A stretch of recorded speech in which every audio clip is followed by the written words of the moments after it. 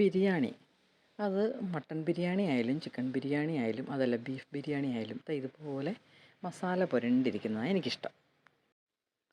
അപ്പോൾ ബിരിയാണിക്കുള്ള മസാലയൊക്കെ ഉണ്ടായി കഴിഞ്ഞാൽ ചോറൊക്കെ വെച്ചിട്ട് ദം വെച്ച് ഒരു 10-15 മിനിറ്റ് ദം വെച്ചിട്ട് ഓഫ് ചെയ്യും. അത് കഴിഞ്ഞിട്ട് പിന്നെ ഒരു 10 മിനിറ്റ് കഴിഞ്ഞിട്ട് തുറന്നിട്ട് നന്നായിട്ട് എല്ലാം കൂടെ ഇളക്കി മിക്സ് ചെയ്ത് അടച്ച് വീണ്ടും ഒരു 10 മിനിറ്റ് വെറുതെ വെക്കണം. അപ്പോൾ നല്ല ഫ്ലേവറായിട്ടുള്ള ഇതുപോലത്തെ ബിരിയാണി ഉണ്ടാക്കിയെടുക്കാം. ഇന്ന് നിലക്കടല വറുത്തേ. അപ്പോൾ ഞാൻ ഓർത്ത് വെറുതെ കുറച്ച് നിലക്കടലയും കൂടെ ബിരിയാണിക്കകത്ത് ചേർക്കാമെന്ന്. അപ്പോൾ അത് ഇടയ്ക്ക് ഇങ്ങനെ കടിക്കാൻ കിട്ടുമ്പോൾ നല്ല ടേസ്റ്റല്ലേ.